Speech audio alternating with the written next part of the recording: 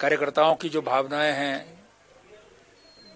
वो अपने स्थान पर हैं, क्योंकि उनको लगता है कि शिमला शहर से पिछले 30-40 वर्षों से सीधी राजनीति में जुड़ा हुआ था और पिछले 5 वर्ष का कार्यकाल जो है विकास की दृष्टि से शिमला के लिए अनप्रेसिडेंटेड हुआ है। हालांकि उसका बहुत सारा काम कसुम्पटी विधानसभा क्षेत्र में भी हुआ है, वहाँ पर भी हमने काम किया है, लेकिन जो पार्टी ने तय किया है, अब कैसे तय किया है ये तो शीर्ष नेतृत्व ही जानता है, लेकिन पार्टी का नेतृत्व का निर्णय शिरोधार्य।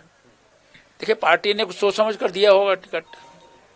अभी तो हमारे जो कार्यकर्ता हैं, शिमला के कार्यकर्ता हैं, जो सीधे भावनात्मक रूप से जुड़े हुए हैं, इसलिए उनकी भावनाओं का जो है वो मुझे जो है वो कदर करने की आवश्यकता है।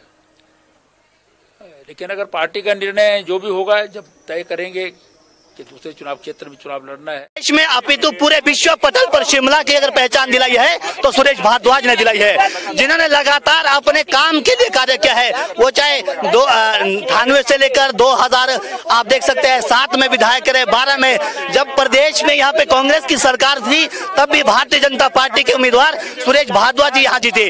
अपनी छवि के कारण, अपनी कार्यकुशलता के कारण, इन्होंने अपनी ईमानदारी के कारण यहाँ पे अपना नाम बनाया है। लेकिन फिर भी षड्यंत्र के द्वारा इनका टिकट यहाँ पे काट दिया जाता है, इनको विधानसभा क्षेत्र कसुम्पटी भेजा जाता है, उसका हम विरोध करते हैं। क्षेत्र बदला जाता है, इससे बड़ा षड्यंत्र कोई नहीं सोचता है। और हम आज शाम तक अल्टीमेट अपने शीर्ष नेतृत्व को देते हैं, यदि शीर्ष नेतृत्व टिकट को चेंज नहीं करता है, पूरे का पूरा शिमला मंडल सामूहिक इस्तीफा देकर जो है अपने अपने घरों में बैठेगा, वो भारतीय जनता पार्टी के लिए काम नहीं करेगा। पार्टी विचारधारा की बात करती है, परिवारवाद की बात करती है, तो परिवार के बाद भी उन्होंने ऐसे बहुत से नेता है जिनका टिकट काटा गया था, जिन्होंने संगठन को अनाप शनाप बका और आज उन लोगों को वापसी लेकर उनको पार्टी के लिए टिकट दे रही है। लेकिन भारद्वाज जी ने कभी भी अनुशासनहीनता नहीं की है।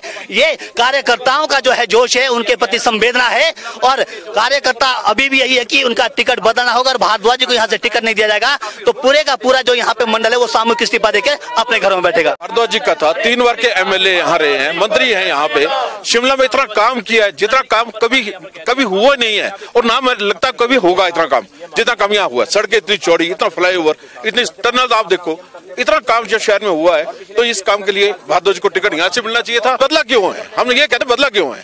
विरोध कार्यकर्ताओं को टिकट मिला कोई बात नहीं, पर बदला क्यों है हम ये कह रहे हैं, हम इसका विरोध कर रहे हैं। हम कह रहे हैं टिकट जो है वापस भारद्वाज को मिलना चाहिए। तो यही षड्यंत्र हुआ। क्यों कारण, क्या कारण है, क्यों मतलब चीज चेंज की गई?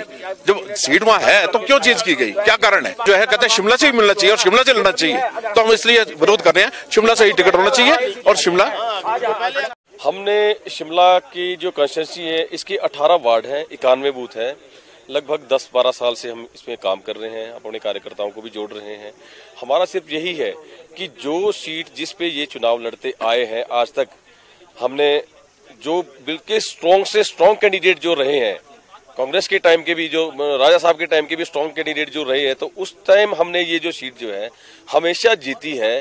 तो आज ऐसी क्या परिस्थितियां आ गई जो मंत्री जी ने शहर को एक नया शिमला बना दिया है, वो चाहे टनल की दृष्टि से हो, चाहे आपके फुटपाथ की दृष्टि से हो, चाहे सड़क की दृष्टि से हो, जाम सारा खत्म हो रहा है। हमारा यही है कि आगे अगर कोई काम करेगा तो कौन करेगा और इनसे ऐसी क्या गलती हुई?